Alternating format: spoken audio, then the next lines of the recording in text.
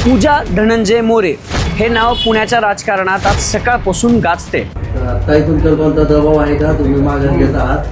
मी पुणे महानगरपालिकेच्या प्रभाग क्रमांक 2च्या उमेदवारी संदर्भामध्ये माघार घेत आहे। भाजपच्या अधिकृत उमेदवार असलेल्या त्या पूजा मोरेंनी वापस घेतला। पूजा धनंजय मोरे हे नाव पुण्याच्या राजकारणात आज सकाळपासून गाजते। पूजा मोरे या भाजपच्या अधिकृत उमेदवार प्रभाग क्रमांक 2 मधून भाजपनं त्यांना तिकीट दिलं। पण आज असं काही झालं की अचानकपणे त्यांनी पत्रकार परिषद घेण्याच्या आधी क्षेत्रीय कार्यालय गाठत आपण भरलेला जो फॉर्म आहे किंवा जो उमेदवारी अर्ज आहे भाजपच्या अधिकृत उमेदवार असलेल्या त्या पूजा मोरेंनी वापस घेतला। त्याचं कारणही तसंच ठरलं। भाजपसारख्या पक्षातून AB फॉर्म मिळणं किंवा उमेदवारी मिळणं आणि तेही पुण्यासारख्या शहरात ज्याला भाजपचा गड मानला जातो। 99 पेक्षा अधिक नगरसेवक 2017 मध्ये या भारतीय जनता पार्टीचे पुण्यात निवडून आले आणि त्यामुळेच आता होत असलेल्या निवडणुकांमध्ये 2000 पेक्षा अधिक इच्छुकांनी भाजपमधून आपल्याला उमेदवारी मिळावी म्हणून मुलाखती दिल्या, अनेक जे वशिले लावण्याचा प्रयत्न केला आणि अशाच भाजपमधून या पूजा मोरेंना संधी मिळाली। प्रभाग क्रमांक 2 मधून त्या भाजपच्या अधिकृत उमेदवार झाल्या आणि त्यांचे पती धनंजय जाधव हे देखील चळवळीतलं नाव। पण आज अचानक त्यांनी पत्रकार परिषद घेतल्या। त्या पत्रकार परिषदेत काय झालं हे उभ्या महाराष्ट्रानं पाहिलं। रडत रडत अगदी धाय मोकळून रडत आपल्या नवऱ्याच्या आणि सहकाऱ्यांच्या गळ्याला पडत आपण आपला उमेदवारी अर्ज जो प्रभाग क्रमांक 2 मधून भाजपच्या वतीने भरलेला आहे तो माघार घेत असल्याचं त्यांनी जाहीर केलं।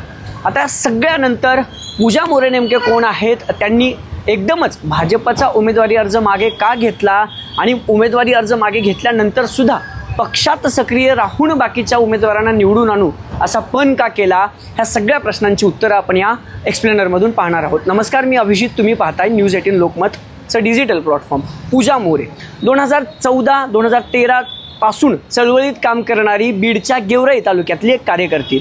शेतकरी संघटना असतील, शरद पवारांची राष्ट्रवादी असेल, शरद पवारांचे राष्ट्रवादी फुटण्याच्या आधीचे राष्ट्रवादी असेल, या सगळ्या पक्षामध्ये सक्रिय असणारी ती पूजा मोरे वयाच्या 21व्या वर्षी 2017 मध्ये ज्यावेळेस स्थानिक स्वराज्य संस्थांच्या निवडणुका झाल्या त्या पंचायत समितीच्या सदस्य बनल्या आणि राज्यभरातून बीडच्या गेवराईतून त्या पंचायत समितीच्या सदस्य बनल्या आणि राज्यभरातून सगळ्यात कमी वयाची पंचायत समिती सदस्य म्हणून त्यांनी मान मिळवला।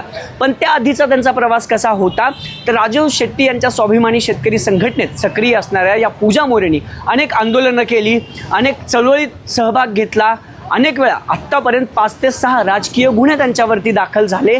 शेतकऱ्यांच्या मालाला हमीभाव मिळावा, ऊसाचा जो FRP आहे तो वाढवून मिळावा, शेतकऱ्यांच्या न्याय हक्कासाठी राजू शेट्टींचे जे मोर्चे झाले, जी आंदोलनं झाली त्यात सक्रिय सहभाग असणारी ही पूजा मोरे 4 वर्ष काम केल्यानंतर 2017 मध्ये राजू शेट्टींनी त्यांना उमेदवारी दिली, ती पंचायत समिती सदस्य झाल्या आणि वयाच्या 21व्या वर्षी त्यांना हा मान मिळाला। त्यानंतर शरद पवारांच्या राष्ट्रवादीत त्यांनी राजकारण सुरू केलं, अनेक पदं त्या राष्ट्रवादीत त्यांनी भूषवली। एवढंच नाही तर 2014 पासून जी मराठा आरक्षणाची चळवळ राज्यात गाजत होती त्याच मराठा आरक्षणाच्या चळवळीत देखील या पूजा मोरेंनी सक्रिय सहभाग घेतला। एवढं होत असताना 2024 मध्ये त्यांची वक्तृत्व कला पाहून शरद पवार, राष्ट्रवादी काँग्रेस, शरदचंद्र पवारांच्या पक्षाने लोकसभा आणि विधानसभेला त्यांना काही काळासाठी स्टार प्रचारक देखील केलं। पण महानगरपालिका निवडणुकीच्या लागायच्या अगदी 1.5 महिन्यापूर्वी पुण्यात राहत असणाऱ्या, विश्रांतवाडीमध्ये राहत असणाऱ्या पूजा मोरेंनी भाजपमध्ये सक्रिय सहभाग केला, प्रवेश केला आणि त्यांना प्रभाग क्रमांक 2 मधून उमेदवारी मिळाली। पण या उमेदवारी मिळण्यातही अनेक अडचणी त्यांना आल्याचं त्या पूजा मोरेंनी सांगितलं। याच पूजा मोरे आपल्याला आठवत असतील की यांच्यावरती ट्रोलर्सनी टीका केली। ज्या भाजपचे जे कार्यकर्ते आहेत किंवा जे भाजपचे स्थानिक पदाधिकारी आहेत त्यांनी सोशल मीडियावर गेल्या 2 ते 3 दिवसांपासून या पूजा मोरेंच्या विरोधात रान उठवलं होतं। त्याला कारणही तसंच होतं। आपल्याला आठवत असेल की देशावरती पहलगाममध्ये हल्ला झाला, धर्म विचारून आपल्या अनेक भारतीयांना मारलं गेलं। त्याच काही कालावधीपूर्वी या पूजा मोरेचं लग्न झालं होतं धनंजय जाधव यांच्यासोबत। धनंजय जाधव हाही छत्रपती संभाजी महाराजांच्या स्वराज्य या पक्षातला चळवळीतला कार्यकर्ता। या दोघांचं सूत जुळलं, पुढे जाऊन त्यांनी लग्न केलं आणि पहलगाममध्ये हल्ला झाला त्यावेळेस हे जोडपं आपलं हनीमून मनवण्यासाठी त्याच पहलगामजवळ असणाऱ्या एका गावात खरं तर फिरायला गेलेला आणि त्याच पहलगाममध्ये हल्ला झाल्यानंतर या पूजा मोरेंनी आपल्या पतीसह त्या पहलगामच्या आणि काश्मीरच्या लाल चौकात उतरून आंदोलन केलं आणि काही क्षणात त्यांचा एक व्हिडिओ समोर आला ज्यामध्ये त्यांनी भाजपला टार्गेट केलेलं पाहायला मिळालं. कालांतराने त्यांनी ती चूक कबूल केली आणि तो व्हिडिओ काढून घेतला. एवढं एकच कारण ठरलंय का पूजा मोरेला विरोध व्हायला? तर तसं नाहीये. आरक्षणाचा ज्यावेळेस मुद्दा होता त्यावेळेस देवेंद्र फडणवीस यांच्या विरोधात काही भाषणं त्यांनी केली आणि त्या भाषणातलाच एक व्हिडिओ व्हायरल झाला आणि म्हणून भाजपच्या कार्यकर्त्यांनी त्यांच्या विरोधात सोशल मीडियावर जोरदार ट्रोलिंग सुरू केली आणि अखेर या सगळ्या ट्रोलिंगमुळं त्यांना जो पश्चाताप झाला तो झालाच. त्यांनी आज पत्रकार परिषदेत जो पश्चाताप माझ्यामुळं होते किंवा ज्या चुका मी झाल्या त्या चुका मला कबूल आहेत आणि म्हणून मी जाहीरपणे माफी मागते असं देखील सांगितलं. पण गेल्या 3 दिवसापासून जो मानसिक त्रास त्यांना झाला तो अगदी त्रास त्या पत्रकार परिषदेत आणि त्याच्या पूर्वीसुद्धा पूजा मोरे यांना पाहायला मिळाला.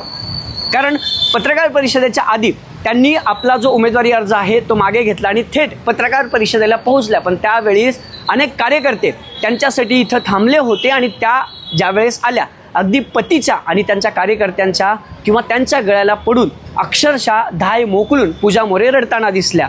तर या पूजा मोरे या राजकारणात आत्ताच सक्रिय आहेत का? तर असं नाहीये. भाजपसारख्या पक्षातून उमेदवारी मिळून सुद्धा आपल्याला ट्रोलर्सला सामोरं जावं लागतंय म्हणून त्यांनी आपला उमेदवारी अर्ज मागं घेतलाय. पण सक्रिय राजकारणात राहून भाजपसाठी जिथं जिथं गरज असेल पहलगामचा व्हिडिओवरती स्पष्टीकरण देताना त्यांनी सांगितलं की तो व्हिडिओ चुकून माझ्याकडनं झाला होता, त्याबद्दल मी माफी मागितली. सुरुवातीला पहिल्यांदा ज्यावेळेस हे सगळं घडलं किंवा धर्म विचारून त्यांना मारलं गेलं असं म्हटल्यानंतर तो व्हिडिओ मी बनवला. पण त्यानंतर या सगळ्या गोष्टी समोर आल्या आणि जो व्हिडिओ मी देवेंद्र फडणवीस यांना आरक्षणाच्या मुद्द्यावरून घेरताना पाहायला मिळालं तो व्हिडिओ माझा नसून बीडमध्ये राहणाऱ्या दुसऱ्याच मुलीचा आहे आणि तो व्हिडिओ एडिट करून किंवा माझ्या तोंडून न बोललेलं वाक्य त्या व्हिडिओत टाकून तो व्हिडिओ व्हायरल केला जातोय असं स्पष्टीकरण पूजा मोरेंनी या पत्रकार परिषदेत दिलं. 2014 पासून सक्रिय राजकारणात या पूजा मोरे होत्या आणि पहिल्यांदाच पुणे महानगरपालिकेसारख्या भाजपचा गड मानल्या जाणाऱ्या या महानगरपालिकेतून भाजपनं त्यांना आपला उमेदवारी अर्ज तिकीट जे आहे ते भाजप पक्षानं दिलं. पण जी ट्रोलिंग झाली किंवा जी टीका टिप्पणी या पूजा मोरे यांच्यावरती झाली त्यानंतर आज मात्र त्यांनी आपल्या पतीसह खरं तर पत्रकार परिषद घेऊन आपण या निवडणुकीतून पुणे महानगरपालिकेच्या निवडणुकीतून माघार घेत असल्याचं स्पष्ट केले. खरं तर आता भाजप वरिष्ठ याबाबत काय निर्णय घेत आहेत? एखाद्या राजकारणाचा बळी ही पूजा मोरे ठरली आहे का? किंवा भाजप पुन्हा या पूजा मोरेंना कुठल्या नवीन संध्या देतं का? किंवा नवीन संधी देऊन पूजा मोरेंना पुन्हा उतरवलं जातं का? किंवा येणाऱ्या निवडणुकीत पूजा मोरे या सगळ्या भाजपच्या बाकी उमेदवारांचा प्रचार करून त्यांना निवडून आणण्यात यशस्वी ठरतील का? किंवा आपल्या नेत्यांना आपलं जे अस्तित्व आहे पुण्यातलं किंवा त्या प्रभागातलं ते दाखवण्यात यशस्वी ठरतील का? हे पाहणं महत्त्वाचं ठरणार आहे. अभिजित पोटे, न्यूज 18 लोकमत, पुणे.